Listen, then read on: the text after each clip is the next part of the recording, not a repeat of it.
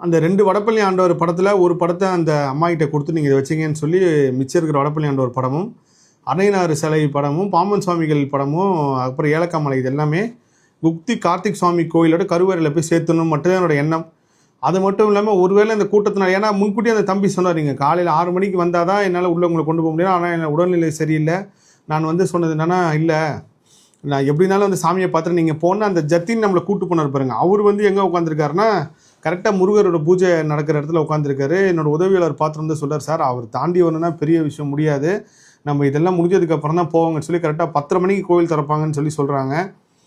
என் மனசு ஃபுல்லாகவே என்ன ஆனாலும் நம்ம 12 மணிக்கு இறங்க ஆரம்பிச்சிடணும், குறைஞ்சபட்சம் 12:30 மணிக்கு இறங்க ஆரம்பித்தா தான் ஒரு 4-5 மணிக்குள்ளே கீழே போக முடியும். அதுக்கப்புறம் அங்கேருந்து நான் வந்து சண்டிகர் விமான நிலையம் போகிறது தான் பிளானே. ஆனால் 13ஆம் தேதி டோட்டலாக எல்லாம் மாதிரி காஷ்மீருக்கு போகிற மாதிரி ஒரு திட்டம் வருது. அது எப்படி வந்துச்சுன்றது நான் அடுத்த காணொலியில் சொல்கிறேன். அப்போது நம்ம காஷ்மீர் போனோம், ஏன்னா சண்டிகர் போகிறதா நம்ம எவ்வளோ நேரம் வேணாலும் பொறுமையாக கூட இருந்து வந்திருக்கலாம். காஷ்மீர் போய் ஆகணுமே, இங்கேருந்து காஷ்மீர் பல 100 கிலோமீட்டரு, கிட்டத்தட்ட பல மணி நேரம் ட்ராவலு, நம்ம லேட் பண்ணுறக்கூடாதுன்னு என் மைண்டு ஃபுல்லாக இருக்குது. எந்த சூழ்நிலையில் இருந்தாலும் நம்ம இந்த டைமுக்கு இறங்கிடணும். அங்கே எங்கேயாவது இந்த பொருளை சேர்த்துட்டு அதுக்கப்புறம் ஃபோனில் ஜத்தின்கிட்ட தொடர்பு கொண்டு நீங்கள் உள்ளே எடுத்துகிட்டு போய் சாத்திடுங்க அப்படின்னு மட்டும்தான் என் மனசில் இருந்துச்சு. அப்போது 10:30 மணி ஆச்சு, 11 மணி ஆச்சு, கோயில் திறப்பாங்களான்னு பார்த்தா திறக்கவே இல்லை. அந்த பூஜை வந்து பெரிய ப்ராசஸாக போயிட்டுருக்கு. நம்ம எப்படி வெற்றிவேல் முருகனுக்கு அரோகரான்னு சொல்கிறோமோ அதேமாதிரி அவங்க ஜெய் ஜெய் கார்த்திகையா இன்னும் நிறைய முருகர் மந்திரங்கள் சொல்கிறாங்க. உணர்வு மிகுதியாக மேலே தாளத்தோட. இப்போ கேதார்நாத்தில் வந்து நீங்கள் கோவில் சாத்துறப்போ ஒரு சிவபெருமானோட ஒரு திருவுருவம் கொண்டு போய் ஒரு இடத்துல வச்சுட்டு அதுக்கப்புறம் 6 மாதம் கழிச்சு எடுத்துருவோம். அந்த மாதிரி இங்கே முருகரோட வேலை வந்து எடுத்துகிட்டு போகிறாங்க. அது மட்டும் இல்லாமல் அங்கே வர எல்லாருக்கையும் ஒரு முருகரோட வேல் இருக்குது. எல்லாமே வேண்டுதல், போன வருஷம் வேண்டுதல் வேண்டிக்கிட்டவங்க, நிறைவேறினவங்க, இப்படி எல்லாருமே அந்த வேலை எடுத்துகிட்டு வந்துக்கிட்டே இருக்காங்க. இருக்கிற கூட்டம் அதிகமாக கம்மியாகவே இல்லை. நான் ஒரு இடத்துல போய் உட்காந்துட்டு 11:30 ஆச்சு, 11:50 ஆச்சு, 12 மணி வரைக்கும் திறக்கவே இல்லை. நம்ம என் மனசு ஃபுல்லாக இருக்கு, முருகா எத்தனையோ அற்புத அதிசயம் பண்ணியிருக்க, நான் இறங்கி போகிறேன் முருகா, முடிஞ்சால் நீ வந்து நான் பார்க்கணும்னு நினச்சா கண்டிப்பாக பார்க்க வச்சுருவேன் முருகா, காட்டு முருகா, இல்லைனாலும் பரவாயில்ல, நான் இவ்வளோ தூரம் இந்த மண்ணை வந்து மிதித்ததே ஒரு பெரிய புண்ணியம், அந்த மனசு திருப்தியோடு போகிறேன் முருகா, கீழே நான் சிலையை இந்த இடத்துல கொடுத்துட்டு போகிறேன் மனசில் நினச்சிட்டு போகிறேன். திடீர்னு ஒரு பெண் போலீஸ் அதிகாரி வராங்க. அவங்க ஆல்ரெடி எங்களை பார்த்தவங்க கீழே.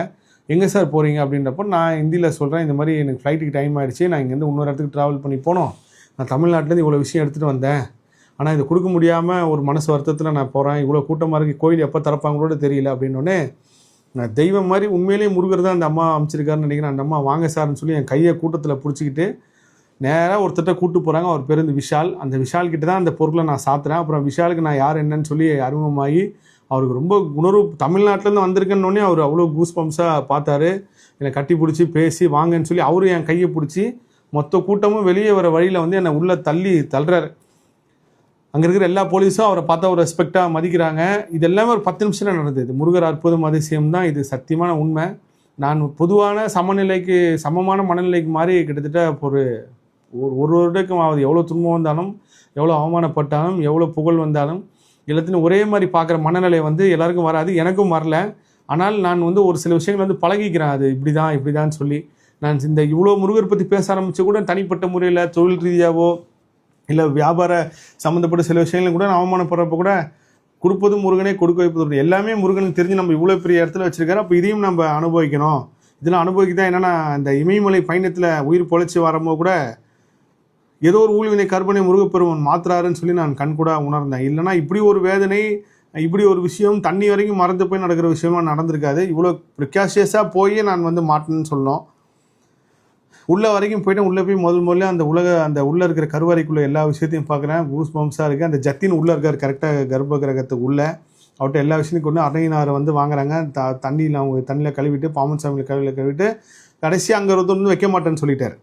அது ஒரு பெரிய என்னன்னா, இது வாங்க மாட்டேன்னு வைக்க மாட்டேன்னு, எங்கள் முருகரை தாண்டி வேறு யாரும் வைக்க மாட்டேன்னு. அப்புறம் அவங்கள பற்றி நான் அவங்ககிட்ட எக்ஸ்பிளைன் பண்ணோன்னே ஜத்தின்னு சொன்னேன். அப்படியா அப்படின்னு சொல்லி அவங்க 2 பேர் சிலைக்கும் குங்குமம் மஞ்சள் வச்சு, பொட்டெல்லாம் வச்சு, பூலாம் வச்சு எடுத்துகிட்டு போய் முருகப்பெருமான்கிட்ட போய் வச்சாங்க. அந்த ஏலக்காய் மாலையும் போய் முருகப்பெருமான்கிட்ட சாத்தி 2 மாலை கொண்டு போனால் அதில் 1 மாலை சாத்திட்டு 1 மாலை எனக்கு கொடுத்தாங்க. அது எல்லாமே பெரிய கூஸ் பம்ப்ஸ்.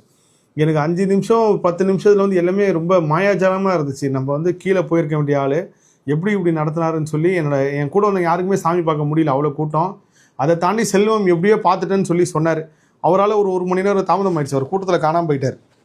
எங்கள் சத்தத்தில் ஒரு பேரை சொல்லி கூப்பிட்டா கூட தெரியல. என்னோடய உதவியாளர் கூட சாமி பார்க்க முடியல. நான் பார்த்தா மட்டும் போதும், அப்படின்னு அவர் நினச்சாரு. உள்ளே போய் தடுமாறி முருகப்பெருமானை பார்த்துட்டு அப்படியே அந்த இடத்துல சுற்றி வரப்போ நான் ஒரு விசித்திரமான முருகர் சிலையை அங்கே வந்து பார்த்தேன். அவரும் முருகர் தான். அதையும் நான் ஃபோட்டோ எடுத்திருக்கேன்.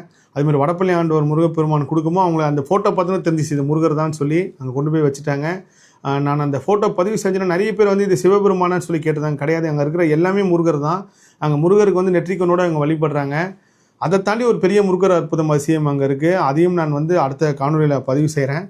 அதுதான் ஒரு பெரிய விஷயம். அந்த விஷயம் வந்து எல்லாருக்கும் எல்லா விஷயமும் தெரிஞ்சுக்கணுன்றதுக்காக தான் நான் அந்த காரணத்தை பதிவு செய்கிறேன். அதேமாதிரி முருகப்பெருமான் அனுமதி கொடுத்து நான் ஒரு 10 விஷயத்தை உணர்ந்தேன். அதில் ஒரு 4 விஷயத்தை மட்டும் தான் பதிவு செய்கிறேன். மிச்சம் எல்லாமே மக்கள் வந்து நீங்களாம் நேராக போய் தெரிஞ்சுக்கிங்க. எதிர்காலத்தில் கண்டிப்பாக முருகர் தமிழ்நாட்டில் எல்லோரும் அங்கே வரவேற்பார் நம்புகிறேன்.